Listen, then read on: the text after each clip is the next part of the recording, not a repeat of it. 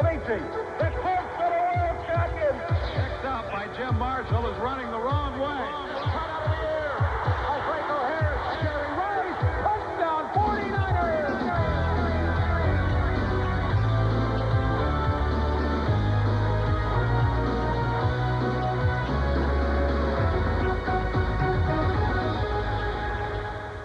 Hi, I'm Steve Sabol. Most people will tell you that in the NFL, winning is the bottom line. But there's a fine line between merely winning and being a winner. You see, the notion that winning isn't everything, it's the only thing, well, that's a nice way to turn a phrase, but it's no way to earn praise. The men whose memories truly last are also the men who prove that nice guys finish first. I'll be back with their story right after this. This year, over 400,000 aluminum radiators will corrode and fail. But Prestone antifreeze bonds with aluminum, forming the Prestone zone of protection against corrosion. It's your car. Protect it in the Prestone zone.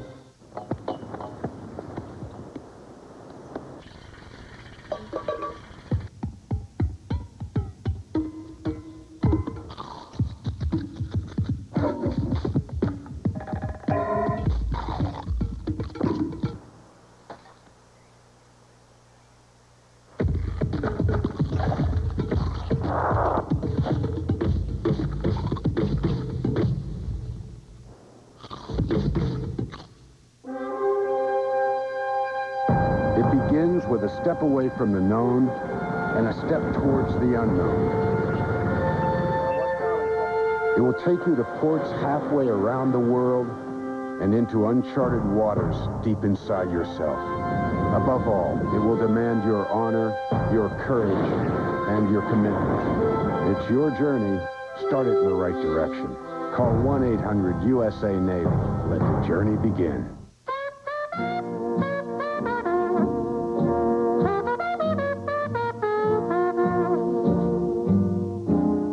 Kind of like Louis Armstrong. It's kind of like Neil Armstrong. The new 1998, and it's going to be I-30. Own one, and you'll understand. This is no ordinary toothbrush. This is the Braun Oral-B Ultra. Clinically proven to remove plaque better than a manual toothbrush. Dentists say change your toothbrush every 3 months. We say change it forever. The Braun Oral-B Ultra. Today, we know him as a television analyst, an advocate of flower power.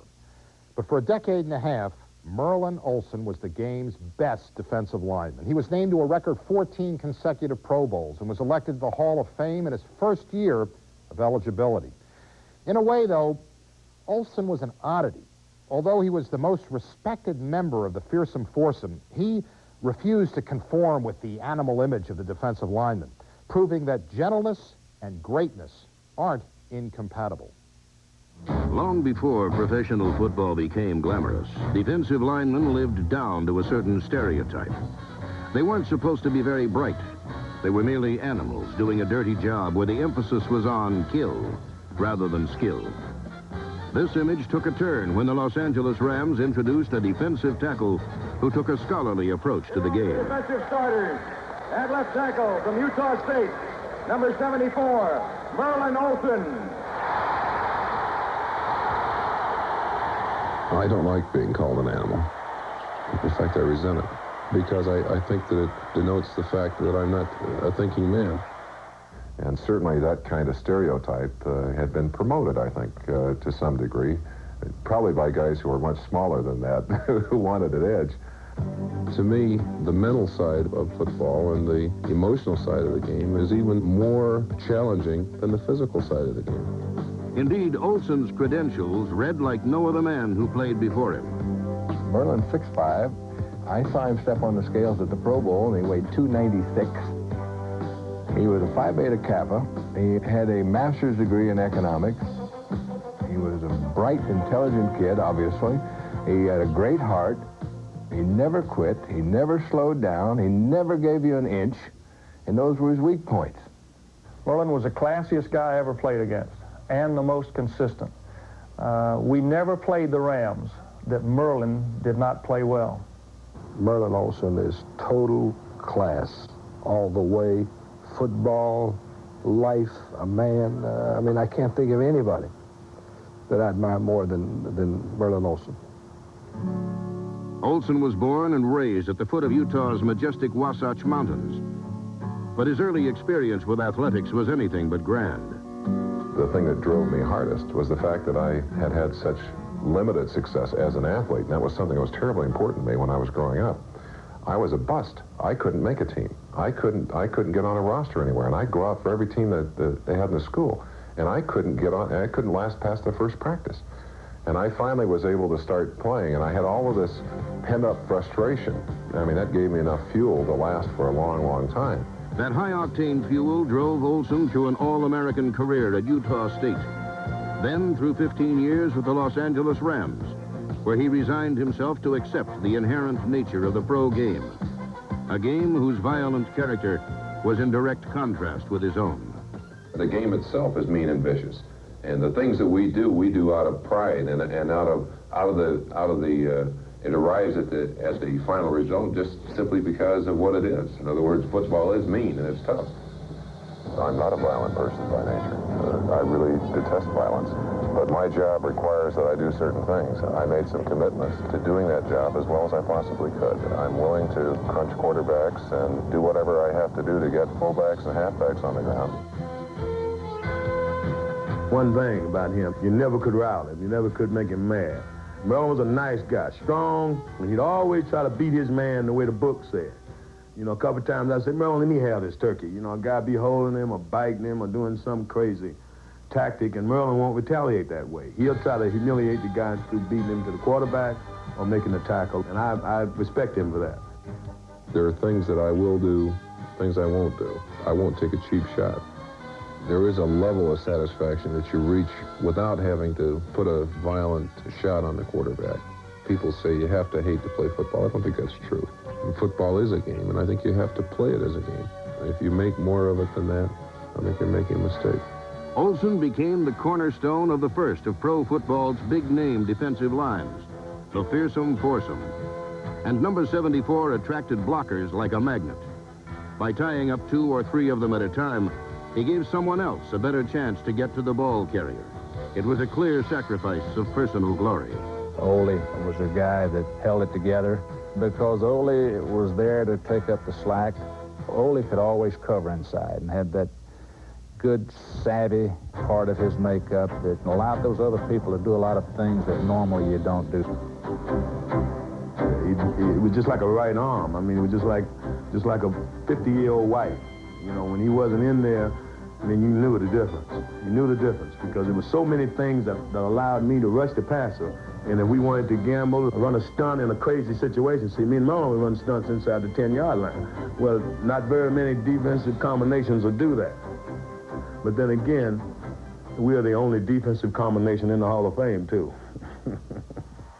Merlin Olsen made the transition to life after football with the same approach that got him to the Hall of Fame. I don't think there's any rule that says because you played football, you can't go from that to being a doctor if you want, or an actor, or a broadcaster. On the Jets today, the Jets had hoped to establish that running game, get McNeil upfield, and then use the running game to throw some play-action passes. They've had trouble all year throwing the ball when they... At the same time, I don't think that playing football means you're going to be good at those things. You've got to apply the same kind of energy, the same kind of enthusiasm, same kind of preparation. If you're willing to do that, then very often you can use this tremendous competitive machinery that you've developed as an athlete to help you to reach the top of whatever it is that you want to do. From the football field to the soundstage, Merlin Olsen, a gentle giant who always carried a big stick, but never used it. Husky Tools, innovative solutions from the Home Depot. The problem: ordinary screwdrivers can't always deliver the power or control you need. The Husky solution. The Husky Torque Driver with 4 times the turning power, only from the Home Depot. Flip the exclusive power lever into action and Torque Driver delivers up to 4 times more turning power than a regular screwdriver. slotted, Phillips square, torque bit, plus the innovative screw guide. The Husky torque driver is every screwdriver you'll ever need. Switch from screwdriver to nut driver in seconds. The patented Quick Connect locks it tight. You get both standard and metric sockets. It's made in the USA by Husky, the toughest name in tools, guaranteed forever. Torque driver, Husky Tools, Home Depot, what a team. When you buy from the Home Depot, your satisfaction is always guaranteed. So for rush delivery, get your Home Depot or other major credit card ready and call 1-800-375-0770. That's 1-800-375-0770. Call now. Want to see a lot of college football? One plan. Get cloned. Get tickets and hit the road.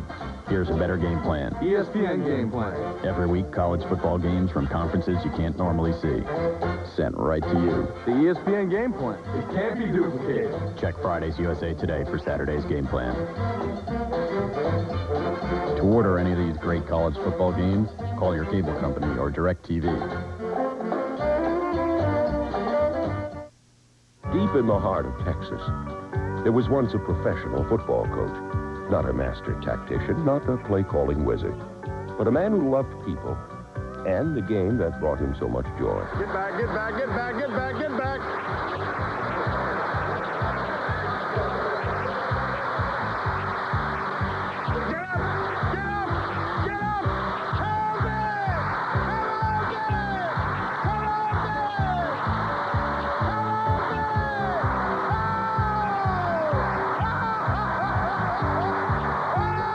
And although this fun-loving cowboy tended to grow a bit excited at times, he also was a competitor who was quite serious about his work. Hey, can I tell you one thing? That's 3 holding penalties on one football team in a quarter and a half. That ain't funny. O.A. Bum Phillips spent 13 years coaching high school football and 6 at the collegiate level. Finally, in 1975, he took over the lowly Houston Oilers. And over a 6-year span, he became the winningest coach in club history. Because we're the Houston Oilers.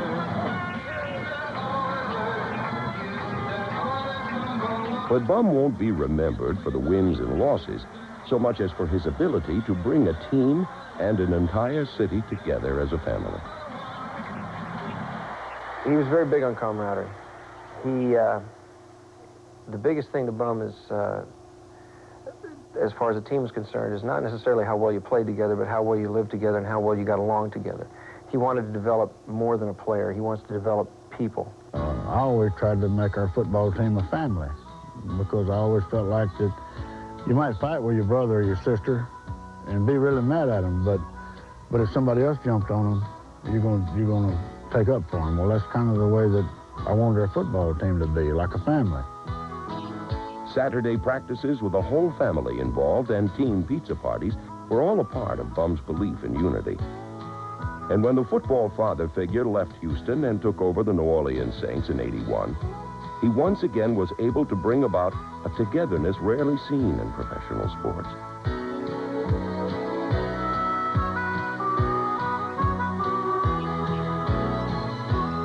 By caring so much for his players as people first and football players second, Bum was able to instill a desire to compete in his men another coach might not have achieved.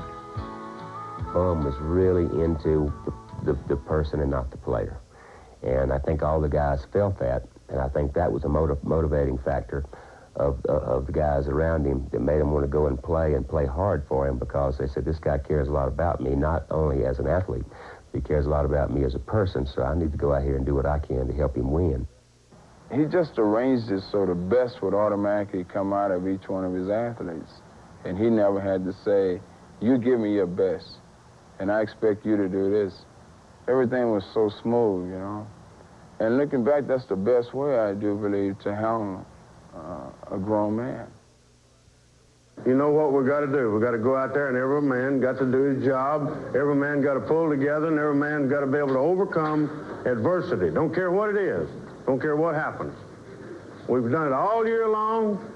We hadn't let go of that rope, and we're not going to start right now. Let's go get this.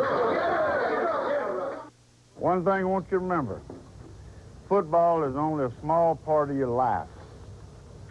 It ain't life or death out there. All we got to do is go out and do the same thing that we asked from the first day we started.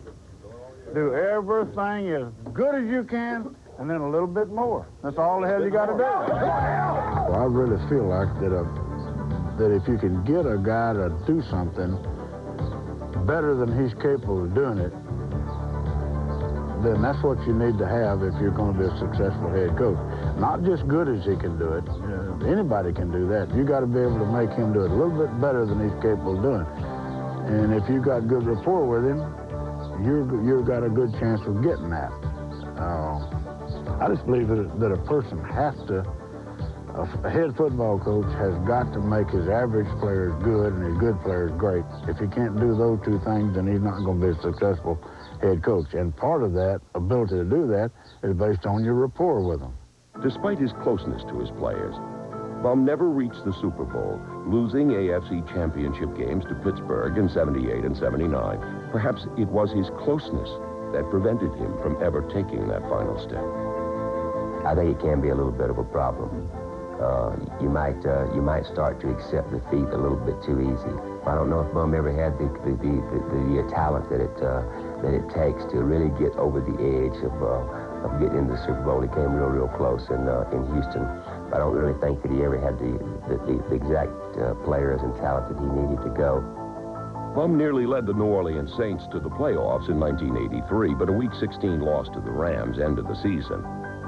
The loss must have been painful for Phillips, but strangely enough, it also hurt an opponent, as former player Mike Barber showed unusual compassion. Michael, Gotta love you, man. that's a tough one.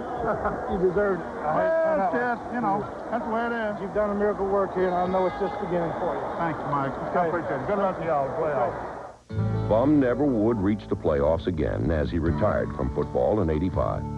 But he's still coaching, in a sense, today on his ranch in Texas.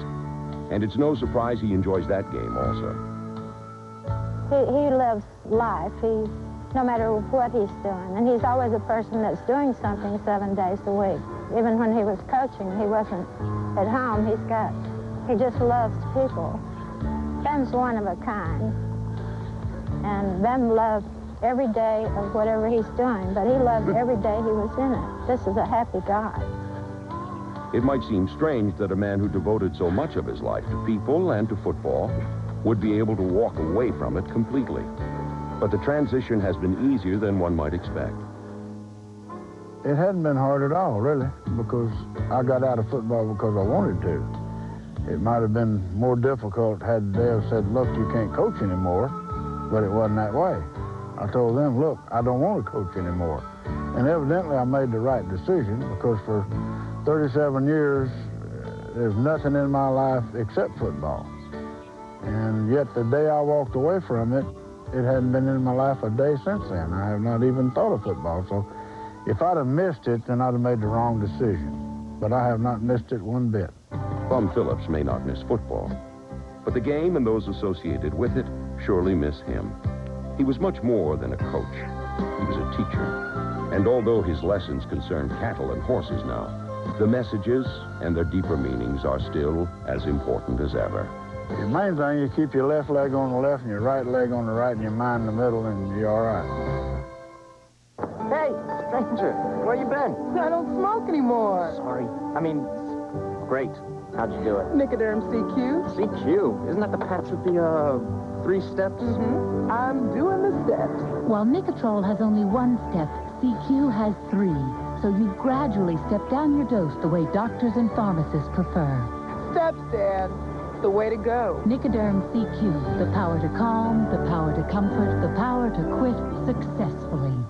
I'm Ironhead Hayward. I'm used to challenges, and I challenge you to try Zest Deodorant Body Wash. Now, I hear you snickering. But Ironhead, aren't body washes for ladies? Ow! Listen, chump, Zest doesn't have heavy moisturizers. But Ironhead, what's with this thingy?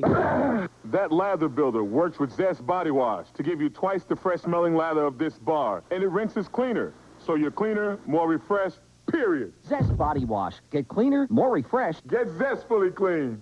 Saturday, the Big Ten and WAC get top billing on ESPN2. At 12:30 12:30, Wisconsin's Ron Dane carries the ball, his team, and opposing tacklers when he hits a hole. Now the Green Team plans to pounce on Minnesota. Then at 9, Air Force prepares to ambush San Jose State behind the might of their hard-hitting General Chris Gizzi. Wisconsin, Minnesota, 12:30. Air Force San Jose State at 9. Saturday on ESPN2. As a quarterback, Bart Starr was a model of efficiency. As a man, he's a model citizen. He doesn't smoke, he doesn't curse, and when he orders a screwdriver, he tells them to hold the vodka. He gets his hair cut regularly, and when he played with the Packers, he often insisted that his teammates put their dirty towels in the laundry bin themselves to make the team manager's job easier. Now, don't get the wrong idea here. Bart Starr is no wimp. In pressure situations, he filled the soft spots with steel. But despite his steely nerves, Bart Starr has always had a kind heart. In 1958, the Green Bay Packers were the worst team in the NFL. Their quarterback was a shy, courteous young man named Brian Bartlett Starr, who seemed to be living proof of the old adage, nice guys finish last.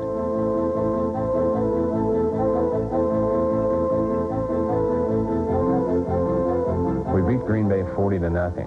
And Bart just had a miserable game. And the fans were booing him in Green Bay, if you can imagine that. And after losing 40-0, instead of, ducking his head and running for the tunnel, Bart came over and congratulated us.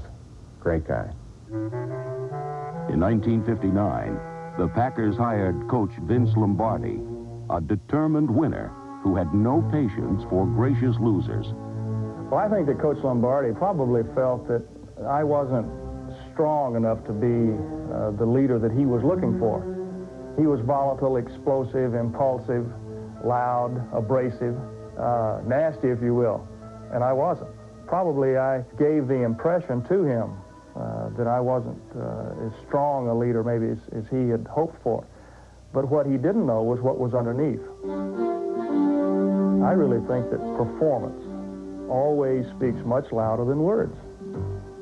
In 1960, Starr's steady performance earned him the starting role, and the underdog Packers fought their way to the top of the Western Conference. While running backs Jim Taylor, number 31, and Paul Hornung became national heroes, the quarterback who gave them the ball was ignored and often blamed for the team's failures.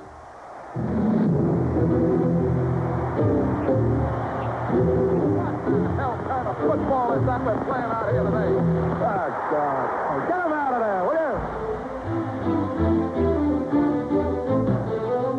you? Belittled by his coach and bullied by his opponents, Starr's faith and courage were constantly tested.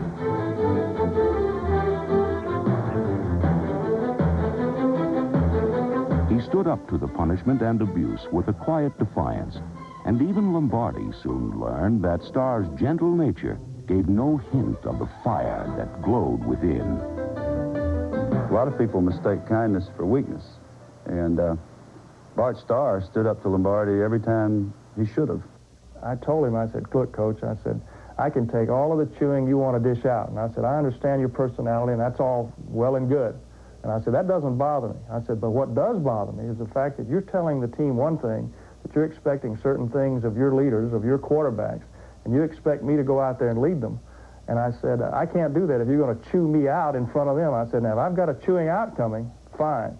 But do it in the privacy of this office where you apologize to me when you know you're wrong. I said, otherwise, don't ever expect me to go out there and be your leader. And he never, ever raised his voice to me again.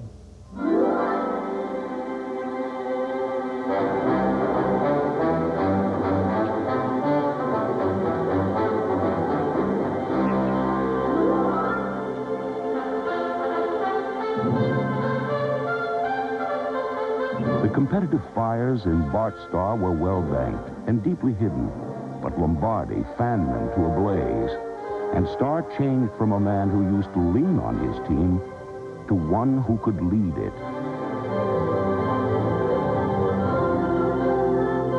Starr was a player that Lombardi never thought would make it, but few coaches ever got more out of a player than Lombardi got out of Starr.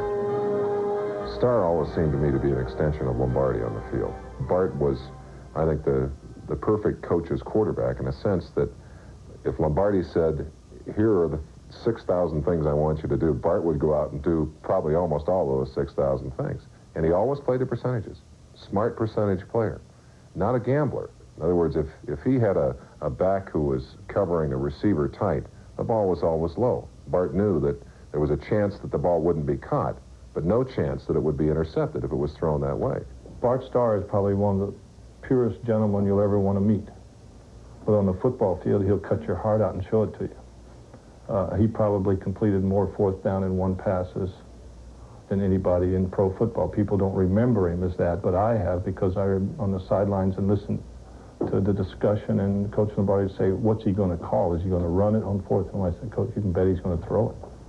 I think the quality of a great leader, of a great quarterback, is being able to deliver when you have to. Anybody can play when there's really nothing at stake, regardless of the game, regardless of the situation.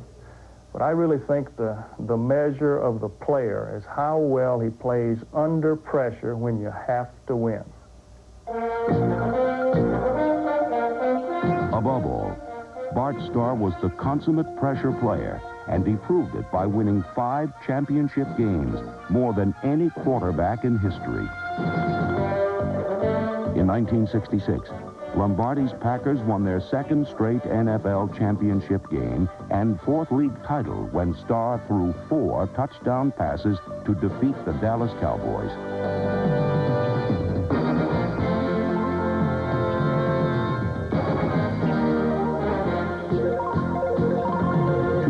Later, in the first Super Bowl, the Packers defeated the Kansas City Chiefs 35-10. Starr was named the most valuable player, and the coach who once doubted him had by now become his biggest fan, and together they went on to make pro football history.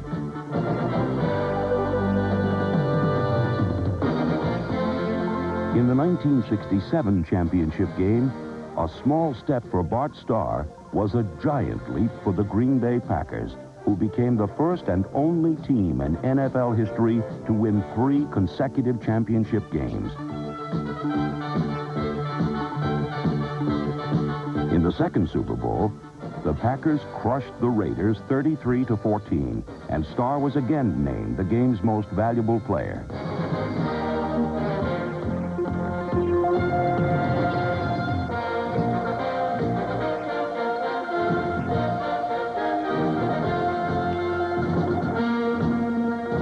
Unlike most of the great quarterbacks, Bart Starr was made, not born, and the lessons of his life seem clear. One of my favorite quotes is from William Jennings Bryan, and I think it sums up how I feel about my career and what I was able to accomplish when he said that destiny is not a matter of chance. It's a matter of choice. It is not something to be wished for. It is something to be attained. What's got the entertainment world buzzing? Excuse me, but I have some really important news for 1-800-COLLECT. A regular collect call, $5.49. 1-800-COLLECT call, $2.59. That's amazing. That's 1-800-COLLECT. Here's my idea. I think Best Buy ought to get me in a Rolling Stones concert. Rolling Stones! We're here. I need to know where my seat is. Front row, man.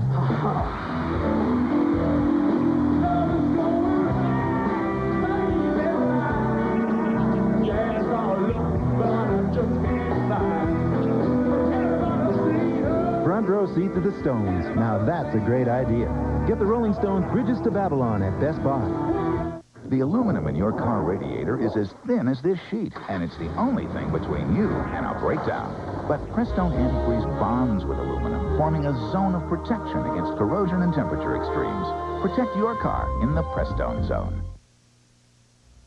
While the offbeat characters sometimes generate the boldest headlines, it's the men of character who generate the best bloodlines. In Bum Phillips, Merlin Olsen, and Bart Starr, there's proof positive that negatives aren't necessary, and nice guys can finish first.